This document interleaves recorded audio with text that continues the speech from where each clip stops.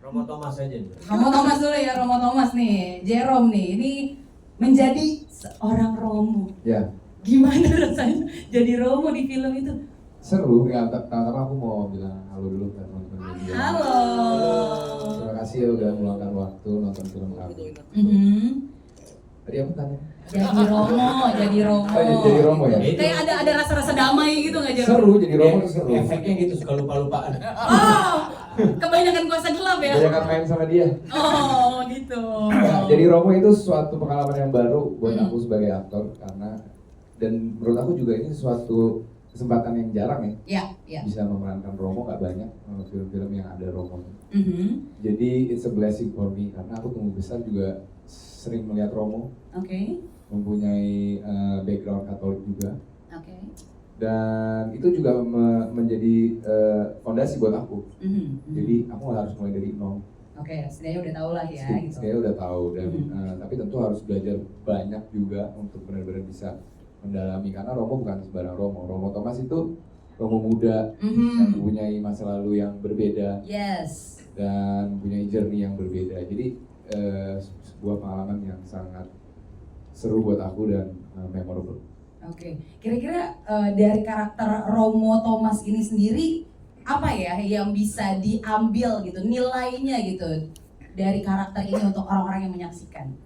Kalau untuk dari karakter Romo Thomas sendiri banyak yang bisa diambil, tapi menurut aku yang paling penting adalah kadang mungkin kita tidak harus langsung give up. Oke. Tapi kadang kita perlu kesempatan kedua untuk realize, sadar siapa sih kita sebenarnya, Oke. apa sih yang kita mau dalam hidup ini. Nice. Tapi ada kesulitan nggak sih ketika, karena ini kan sesuatu yang bisa dibilang karakter yang sakral gitu ya, bisa dikatakan seperti itu. Ada kesulitan mungkin dalam ngafalin, ada doa-doa apa Pasti. gitu? Setiap karakter pasti ada kesulitannya sendiri. Kalau untuk Romo Thomas khususnya, perilaku seorang Romo itu kan pasti berbeda ya. Apalagi Romo Thomas ini yang tadi aku udah sebut juga banyak background yang berbeda. Jadi selain itu juga dia pasti paham dengan hal-hal yang mungkin orang biasa tidak paham, seperti contohnya bahasa-bahasa Latin. Yes. Itu juga sebuah kesulitan buat aku belajar. Tapi belajar bareng-bareng Mas Lukman jadi fun, cepet. Oh gitu. Oke. Karena sama-sama Romo ya Sama-sama nanti Romo. karakternya gitu. Dia banyak belajarin aku, Oh, gitu. ngajarin aku hal-hal. Tapi kalian ada kayak Romo yang mendampingi juga gitu nggak sih? Ada, The real one gitu? Ada ya? ada. Ada ya. Terus oke, kalau yang praktik eksorsisme itu kalian berdua juga ikut menyaksikan?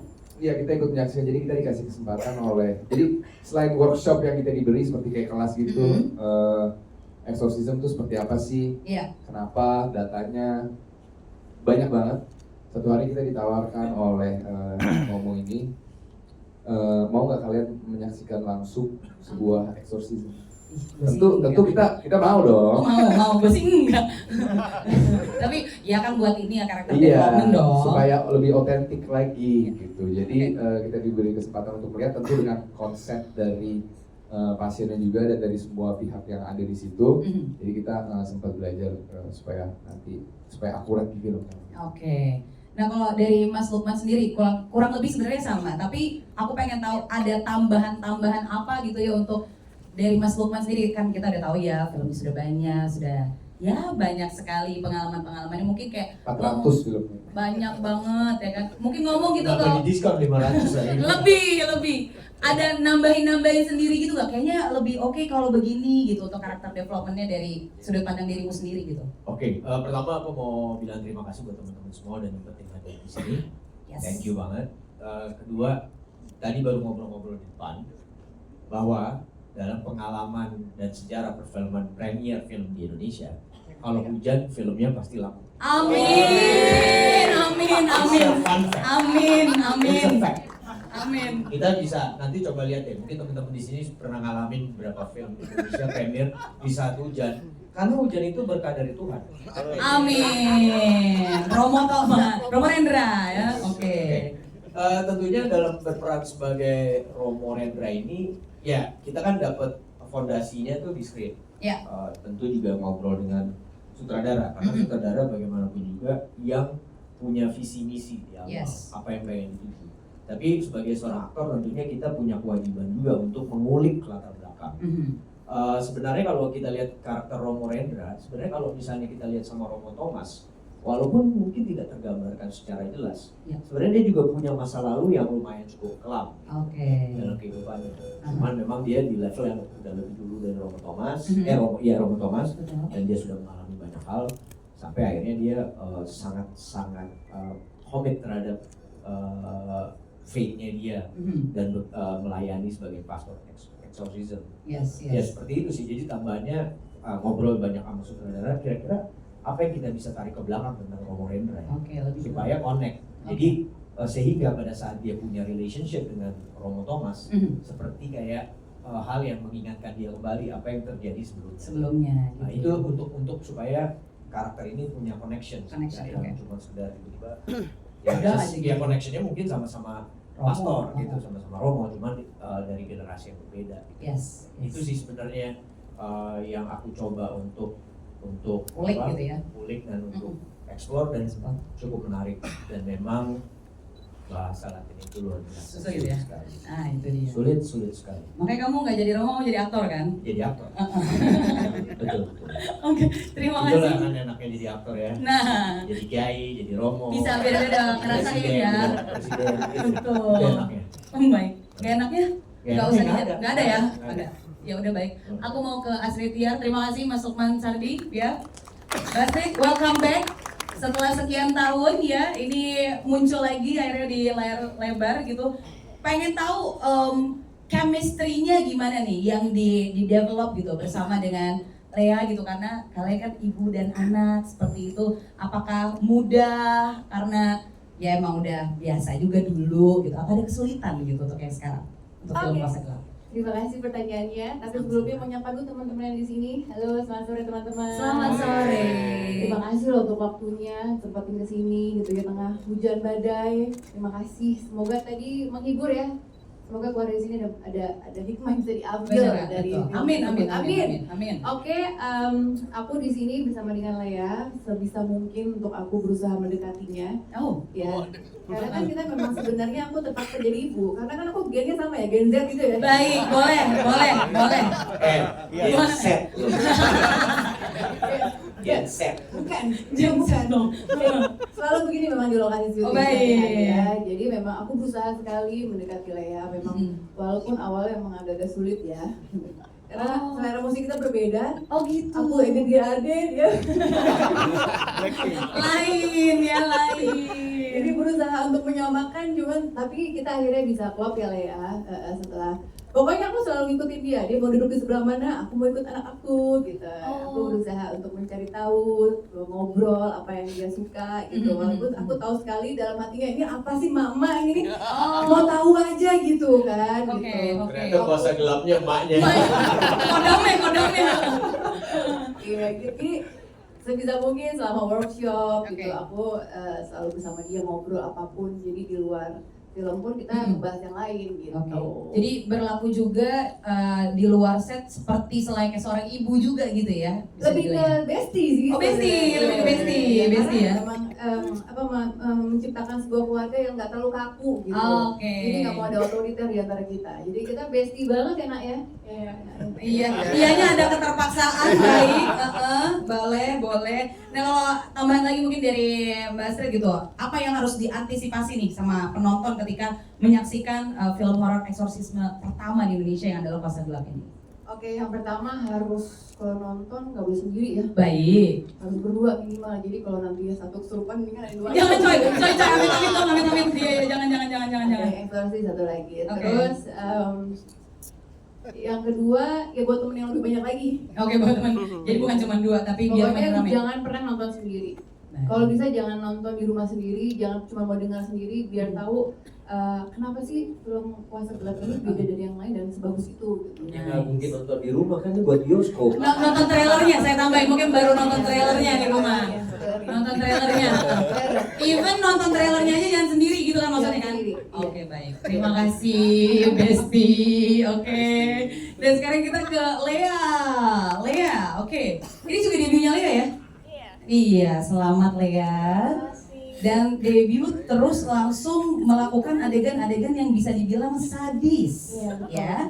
Itu kamu gimana tuh pas baca skripnya, pas workshopnya, kamu kayak mau mundur juga atau aku maju terus gitu. Pertama-tama saya mau mengucapkan terima kasih untuk teman-teman media yang sudah meluangkan waktu untuk hadir hari ini. Untuk itu sendiri, karena ini pertama aku kan, aku casting itu udah lama banget. 2018 juga? Kamu Serius? masih SD kan, Nak? Aku casting itu umur 15, sekarang aku umur 18 tahun. 3 tahun. Iya, jadi Oke. penantian berharga ya, akhirnya yang Oke. ditunggu-tunggu Oke. hari ini tayang juga. Mm-mm. Untuk actingnya sendiri sulit sih, Oke. sulit banget karena untuk perannya Kayla Aha. banyak scene-scene yang exorcist gitu kan. Mm-mm. Sedangkan aku sendiri nggak pernah punya pengalaman. Jangan sampai jangan sampai Kak. Amit-amit deh, jangan juga. Makanya untuk pendalaman karakternya lumayan sulit. Aha. Tapi ada beberapa hal yang aku relate juga sama Kayla karena kan karakter Kayla ini karakter anak SMA juga yang masih remaja, masih labil, masih pikirannya belum dewasa lah. Oke, Masih oke. aku relate sih sama karakter bagian itunya. Tapi untuk Exorcist-nya aku banyak belajar, aku nonton referensi-referensi dari Pak Bobby, Mhm. terus ya aku riset-riset lah gimana sih Exorcist itu. Gitu. Makasih Pak Bobi ya. Bapak-bapak. Oke. Dan untuk ya sulit sih, Sulit tapi ya? bantuan dari teman-teman juga jadi Oke. gampang. Apakah itu menjadi satu hal yang paling berkesan dari experience kamu pertama gitu untuk film ini gitu? Di adegan-adegan sadis itu atau ada yang lain? Atau mungkin relasi kamu dengan ibu gitu di filmnya yang bikin paling berkesan atau apa? Karena ini film pertama aku dan juga film pertama yang membawa nuansa Katolik di Mhm. Indonesia, Mhm. jadi aku bakal selalu bangga sih misalnya aku ditanya sama orang film pertama kamu apa gitu? Oke. Film Kuasa Gelap, oh film pertama yang Exorcist itu yang Katolik ya. Gitu, Gen Z gitu emang bangga ya. Aku akan bangga terus kayak Bangga gitu. terus. Film Kuasa Gelap has a special place in my heart. Thank you so much. Gila. Saya pengen langsung closing tapi masih ada yang lain juga. Oke, terima kasih banyak buat Lea ya. Dan selamat untuk debutnya. Sekarang kita ke Freya. Freya yang juga debut nih. Luar biasa Freya. Film pertama, terus horor juga. Banyak sekali fans kamu yang menanti-nanti. Gimana pengalamannya gitu ketika ada juga terlibat di film Kuasa Gelap ini Freya? Tentu saja pasti senang juga karena diberikan kesempatan ini karena di JKT48 kan bukan aku yang pertama ya main film juga, Betul. jadi rasanya senang banget karena bisa mendapatkan kesempatan yang sama seperti kakak-kakak yang sebelumnya. Terus sejujurnya nervous Oh, karena biasanya kalau JKT48 kan performnya tuh secara langsung dengan penonton langsung nonton gitu. iya. Tapi kalau ini tuh harus di depan kamera, jadi bagaimana rasanya perasaan itu harus disampaikan secara tidak langsung karena lewat layar, Yes. bukan kayak aku bisa melihat penonton Penontonnya, secara langsung heeh. gitu. Tapi juga menyenangkan sekali karena bisa mengenal lebih banyak orang lagi, memiliki pengalaman yang lebih banyak karena aku jadi belajar di luar zona nyaman selama 6 tahun di JKT48 kan kayak biasanya orangnya itu doang nih, Iya, ngobrolnya iya. selama itu doang gitu.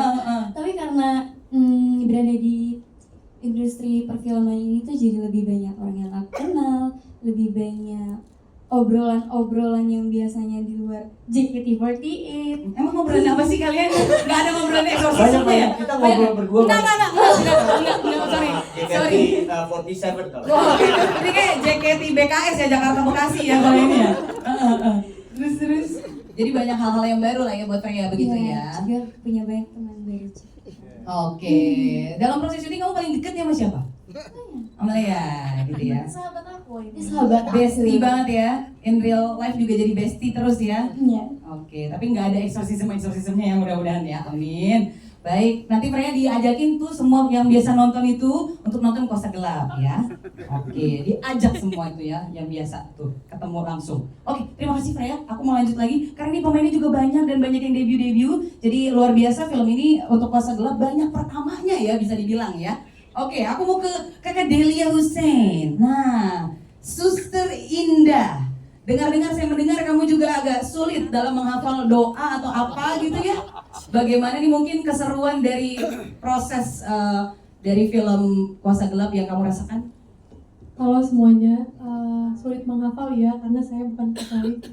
Jadi baru juga buat saya semuanya.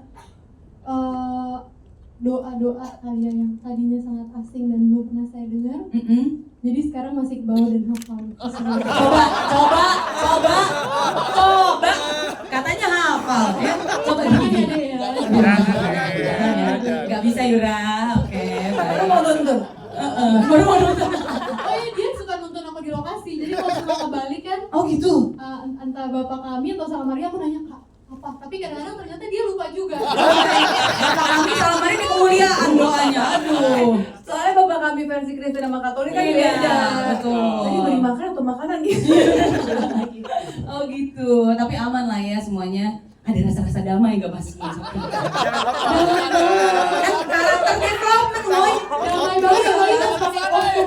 Kan karakter development gitu loh. Jadinya kan baik. Jadi kayak lebih kena gitu kan di filmnya, jadi lebih bagus kan. Damai sih, aku susternya namanya Indah. Nah, tuh kan. Terus kemudian kalau dia udah pakai kostum tuh kan menutup auratnya udah udah adem banget. Tuh. Dia yang ngomong bukan gua ya. Ini kan karakternya beneran ya. Ini kan jujur ya. Betul. Nah, oke. Kemudian value apa kira-kira yang bisa diambil dari cerita ini kalau dari menurutmu sendiri gitu, secara garis besar? Menurutku sendiri dari family-nya kali ya mungkin Oke. yang dilaluin sama keluarganya Romo Thomas dan juga Bu Maya. Mereka pernah mengalami peristiwa yang Agak ragu nih dia jawabnya nih. menyedihkan, maksudnya Oke. pahit gitu Oke. ya, tapi mereka jadiin alat peristiwa itu sebagai alat untuk move on with their life instead of being hateful, and I think that's a form of love. Oh, oke, bagus sekali Suster Indah, kita kasih tepuk tangan yang meriah. Haleluya. Iya, orang haleluya bukan yang amin malah tawa lu. Terima kasih ya. Terima kasih. Terima kasih aku ke Erdin yang juga debut. Luar biasa Erdin ya. Halo semuanya. Halo Erdin. Kamu ada kaget-kagetnya gak nih pas ngebaca skrip dan kayak Erdin, kamu terpilih untuk main film Kuasa Gelap gitu. Kaget banget karena setelah hampir 5 tahun di bidang film ini, akhirnya main film juga. Oke. Pertama kalinya Layar lebar. layar lebar, Yes. akhirnya main film juga layar lebar, dan kebetulan film pertama aku ternyata adalah film pertama yang ngangkat kisah gereja Katolik. Karena kebetulan almarhum papaku Katolik, walaupun aku sendiri Hindu. Oke. Jadi aku ngerasa I'm continuing his dream, I guess. Oke. Karena dia juga pengen jadi bintang film dari dulu. Ah. Tapi ya nggak ketemu jalannya. Oke. Jadi dia jadi kontraktor. Dari banget ya. Jadi aku mau jadiin his dreams. Oke. Kontraktor buat bikin film. Bikin film, ya bener bisa. Semoga ya in the next life maybe. Oh, oke. Anyways, ya bersyukur banget. Itu sih. Itu ya, Just jadi- blessed banget. Jadi film ini juga kayak tribute to your dad gitu kali ya, dari perjalanan karir kamu gitu nggak sih? Enggak ya? Yes. Oh iya. Bener. Ya, tribute to my dad. Berarti apa kamu di atas sudah, Om Yesus anak saya nih main film ini Iya. gitu ya. Saya Semoga banget, benar ya. bangga dia pasti. Iya, amin dong. Amin. Baik. Oke, segitu aja dulu tanya jawabnya karena saya yakin teman-teman media punya banyak sekali pertanyaan, apalagi kalian juga habis nonton filmnya. Tuh kan.